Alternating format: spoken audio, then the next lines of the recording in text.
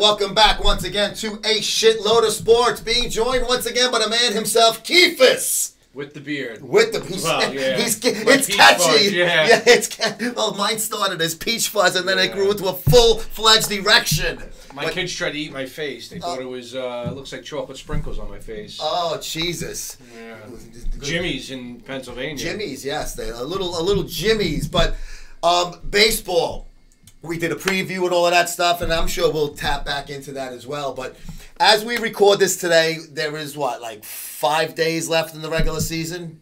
Yeah, 4 games essentially for everybody. Yeah, today is Thursday, excuse me, and the last regular season day is Sunday. And then obviously they'll leave Monday open in case there's a play-in game, and then Tuesday wild card starts. So. Yes. Where do you're the numbers man. You choose where do you want to start, and we'll take Well, we're going to start in the American League because, I mean, that's pretty much locked up. Okay. You know, the American League was, it was, as they say, they were the bottom feeders and the top dogs. Yes. There was a what do the liberals say when they go, oh, there's a the expansion. 99%? No, yeah, there was the 99% and the 1%. There was an expansion of the gap of wealth was tremendous in the American League this year. Actually, it was. Yes, it was. Yeah. So obviously Boston, nothing needs to be said. They have 100. They may win 110 games. If they can win 3 more games, they'll win 110 games. They have 107 wins right now. They pulled away early. They're the number 1 seed if you want to seed it, like in hockey or in home ice advantage. Yeah, throughout? in football, home field advantage throughout. In what? In Alliance of American Football. You're talking about starting in February. USFL, XFL. Yeah, so Boston obviously won the East. Yeah. They're 107-52, which is ridiculous. Not as good as the '98 Yankees, but pretty damn good. Yeah, the Yankees. So they're the top team in the AL East. Houston has 100 wins.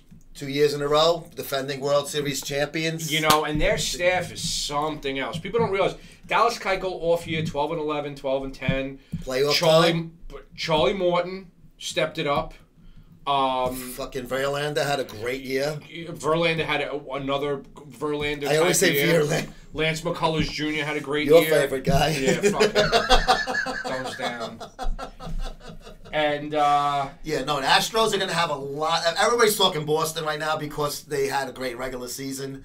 And Mookie Betts is probably getting another 30-30. Mm-hmm. Probably going to win the MVP, which was your pick. So excellent job by the Keefelis on that one. Thank you. But everybody is giving Boston proper props. But don't fall asleep on the Astros. No, Garrett Cole. I mean, that's a guy who was on the Pirates who was a marginal pitcher, a great pitcher as far as the Pirates went, because he used to carry them when they were a playoff team.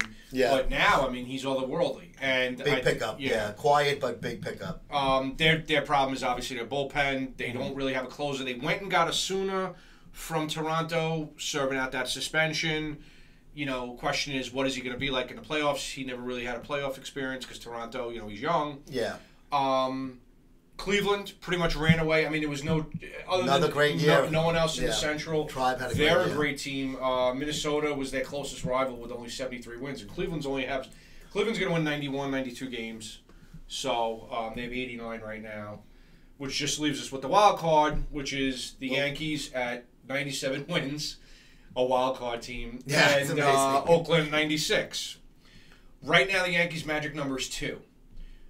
Any sort of combination of wins plus Oakland losses gives the Yankees the home field advantage for the play-in game. Now, they both already clinched, though, so there's no, Mariners drop back. No, they were hanging around for a while, though. Mariners have 86 wins, so they're they're 10 off. And my pick for the wild cards was the Twinkies. Obviously, it didn't happen. Well, they came in second in their division. Oh, well, division's pretty shitty, though. But definitely top heavy. You know, I mean, Seattle hung around for a while. But also, if you look at it, you say top heavy, you're thinking Yankees, you're thinking Boston. Even throw Houston into that. They got big names.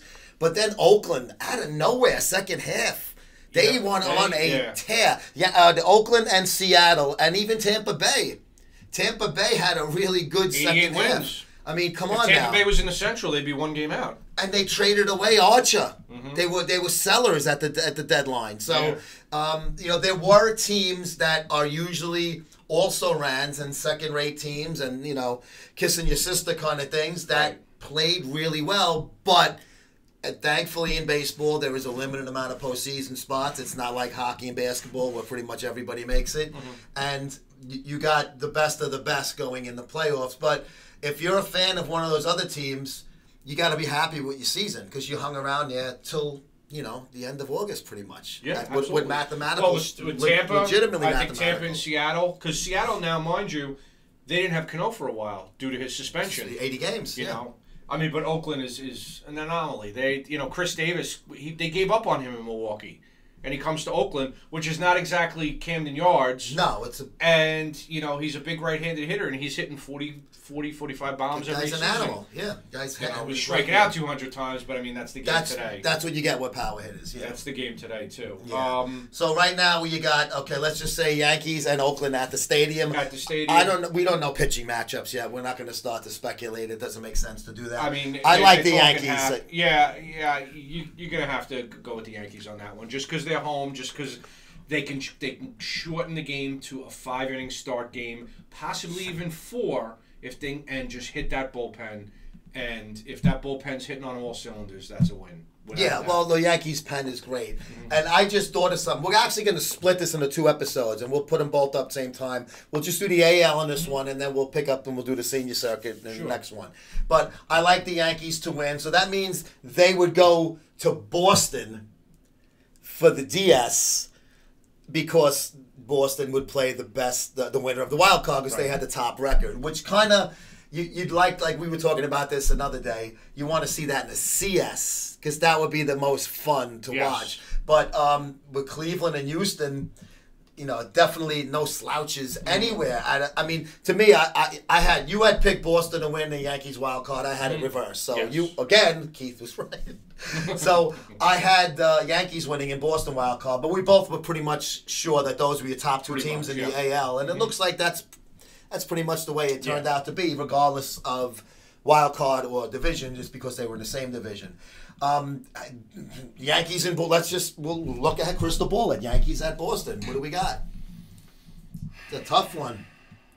For me, I got to know who start. You know, Severino's better on the road, and he's good against Boston. I would do Happ, and then I would do Severino, Tanaka, Sabathia, and fall in and see where it goes from there. Yeah. I got to give Boston the edge, though. And this is coming from a Yankee fan. Yeah. Right now I got to give Boston the edge. I agree. You know, if anything, just because their starters are lined up to go number 1 through the line. Their offense is excellent. Their defense really has no holes.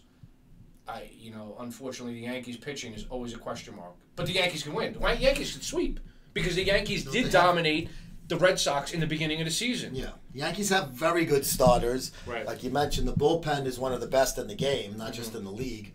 And they can hit the fucking ball out of the ballpark with everybody. I mean, didn't they set a record this year for team homers? For team homers for themselves. For themselves, yeah, yes. It's their own record. Yeah. So, I mean, between all of these guys now, losing DD's a big loss. That was my pick for the MVP. In April and part of May, it looked like I was right, but then DD had a really bad month, and then his average one, and he flatlined, but then he came back up. Had a good, productive year for DD Gregorius. DD Gregorius, which is actually Rolly Winkler's favorite baseball player, because they're both from Curacao. Sir DD from Curacao. And also Fat Andrew Jones was from Curacao also. He home runs in 96 World Series. He wasn't fat then. He was 19. He was 19. Off a pennant, right? Yeah. We got age, though. It's different. He was fucking 19, the prick. So, I also think that wild card takes a lot out of you. I think that'll be a good game. I think the Yankees will win it. I don't think it'll be a 1-0 game. I think it'll be one of those games where the Yankees can maybe win like 7-2 kind of thing. They'll put it away. They'll feel comfortable. They won't have to go deep into the pen. They won't have to use a starter out of the pen. I mean, because it's win or go home. So I mean, if you are going to play a wild card game, and if you have to play it anywhere, obviously you want to play it at home. Yeah. It's good that they're playing at home, and then travel purposes. I'm just talking about logistics now. It's better that they're going to Boston than having to haul ass to Houston. Yeah. You know, they're playing at home, and then they have a, hour and a half flight to Boston, and they could be set up. And it's the same thing for Boston when they got to fly to the stadium for games 3. Right. All right, so we both think Boston will probably win with the home field and without having to play a wild card game. Cleveland Indians versus Houston Astros. It's offense versus defense, because the Houston offense, Springer had a down year. Altuve didn't have an MVP type caliber. Last year, still hit 300. Still played well. Yeah. Correa didn't have a great year. No. And then you have Jose Ramirez and Lindor and the other guys on the team. So that's an offense versus defense. But Houston pitching, they're the defending champs. Until they get knocked off, you gotta go Houston. You gotta go Houston. Yeah, I mean, I think Houston, they kind of snuck up on some people last year. Altuve, I mean, he was a good player, but obviously he had a career year last year. Kind of hard to duplicate that. Cleveland, obviously they have a lot of good players.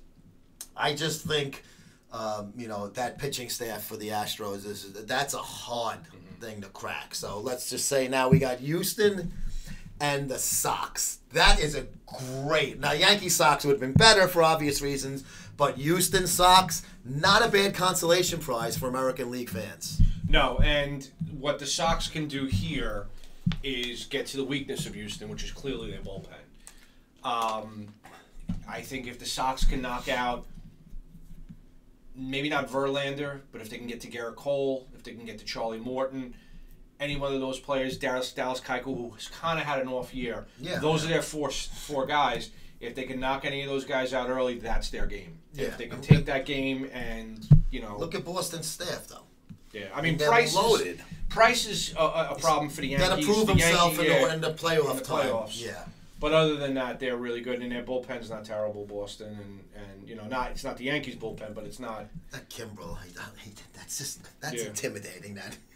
Well, Joe Kelly likes to call himself a Yankees hitter killer because he threw a pitch at Tyler Austin, and then he was able to get out of the way when Tyler Austin swung at him. But I'm not a Joe Kelly fan, not a Lance McCullers Jr. fan. But. No, you said that in the preview. Yeah. But so you like the Boston Red Sox? I like Boston. I think 6 or 7. I think that'll go.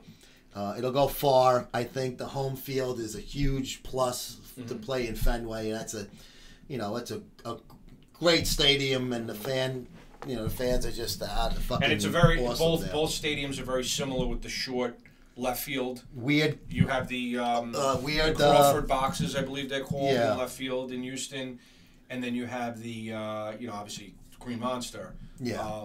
So it's always short. It's short to left. So both teams are going to essentially play the same way. It's not like you're reversing like at Yankee Stadium in Boston where it's short right field, short left field. Yeah.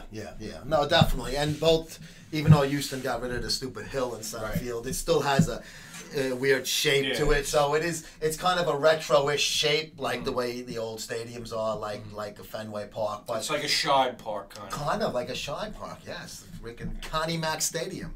But definitely Boston and Houston, if that's the way the ALCS goes.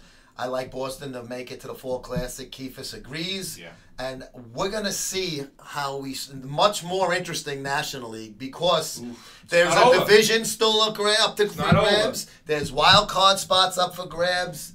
And there was a lot of surprises and big. American League kind of went like it kind of could have, it fell the way it was predictable.